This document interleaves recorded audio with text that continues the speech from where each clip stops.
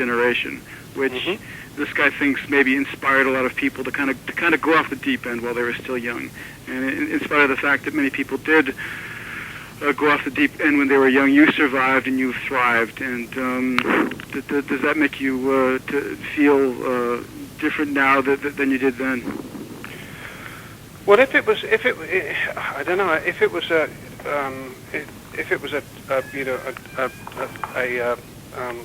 a recommendation of teenage suicide, then obviously I'm not very comfortable about it. But I don't think that's what it was. It certainly never meant that way. And I think the reason that I've survived is because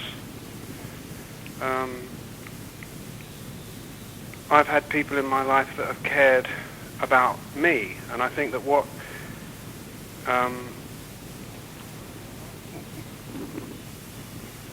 I was writing about when I was young was that feeling of being not being cared for, but being discarded in a sense by society, being undervalued by the establishment. And it seemed to me to be a type of thinking and an attitude that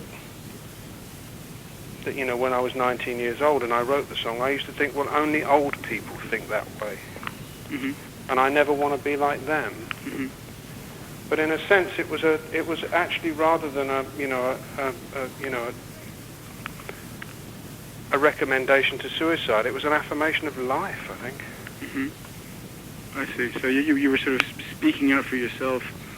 It was your own personal backlash. Well, the other thing is that I have to remember that, it wasn't really personal. My generation was a very, very skillful bit of songwriting.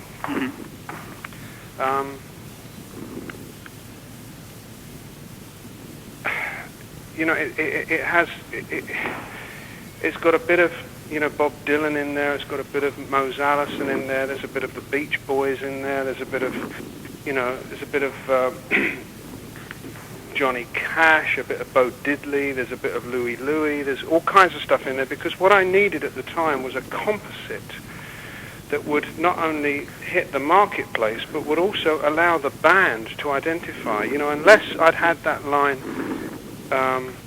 people tried to put us down, just because we get around, Keith Moon wouldn't have played on it. It had to have a kind of Beach Boys flash. It had to have something in it that would make him feel that his obsession with the Beach Boys had a part in the Who's process. So, and the line, "I hope I die before I get old," was not something that I wrote for me or about me. It was something that I actually wrote for Roger. It was something that I felt that I wouldn't have the courage to sing, but I felt that he was, if not man enough to sing it, certainly macho enough to sing it. It was a kind of, an expression of a type of nihilism that I felt that he would feel comfortable expressing, because we'd co-written Anyway, Anyhow, Anywhere together. And a couple of the lines that he'd contributed to seemed to me very nihilistic. It was almost like he kept talking about locked doors. I can smash through locked doors. It was, do you know what I mean? That kind of thing. And My Generation was written actually around the time that I wrote Anyway, Anyhow, Anywhere. I wrote it quite a long time before it was recorded, maybe about 6 months, 9 months. And I'm not pretending to be like the playwright here, and this is not my words, because obviously it did come from me, but I've never felt entirely comfortable about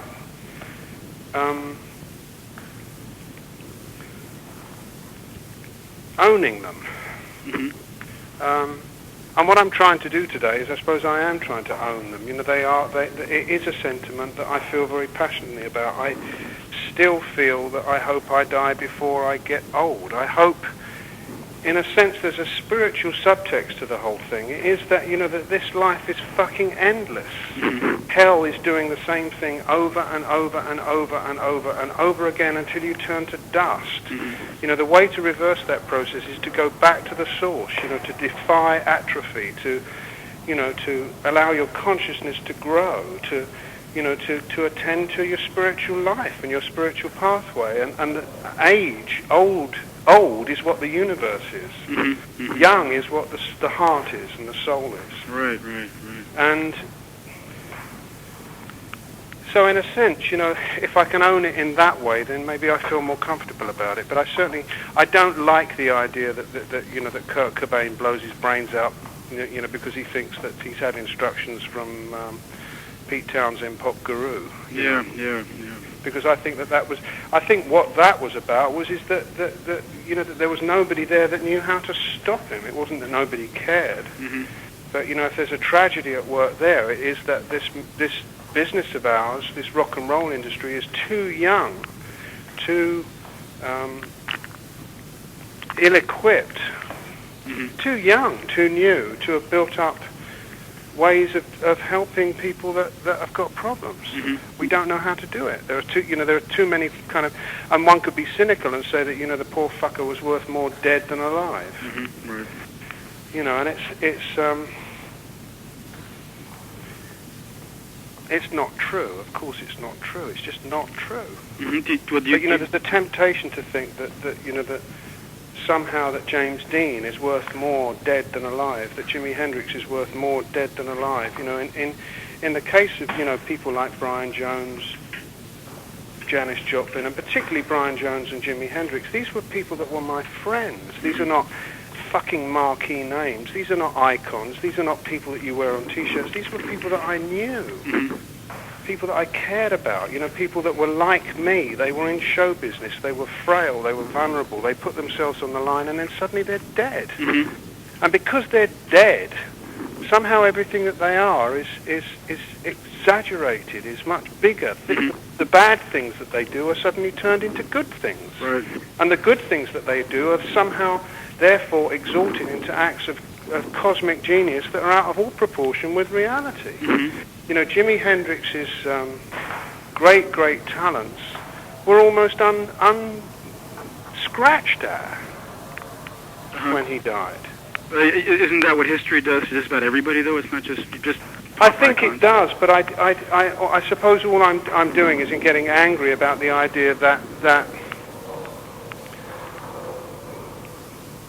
oh, I don't know. I met Jimmy in LA a couple of weeks before he died, and I actually thought he looked happier than I'd ever seen him. It never occurred to me that he was probably on some unbelievable kind of tranquilizer. Yeah.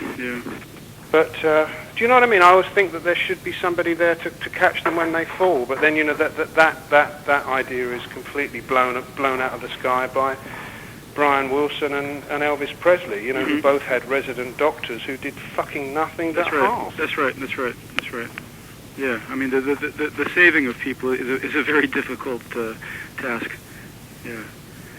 Well, I think I've got basically everything they asked me to get, so... Right. Yeah, well, I thank you very much for your time and your eloquence, and I certainly hope that Japan does become your test ground for quadrophenia. Yeah. I think it's a good notion. I think what I really ought to do is jump on a plane and come and have a look first. I've always said that I would never. The first time that I went to Japan, I would go as a tourist. And I think that would be a good thing to do.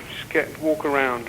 Well, I think if nothing else, you'll first of all sense that there's none of the sort of cynicism that could sink that sort of project before it gets off the ground. So, if for no other reason, I would come here just to sort of feel the positive vibe and the energy and all of that. Well, that sounds good. Yeah. All right, well, listen, thanks a lot, Steve. Yeah, okay, well, it's been a pleasure, and I hope to talk to you again sometime. Okay, I hope we meet one day. Okay, thank you very much. All right, bye. Okay, bye-bye.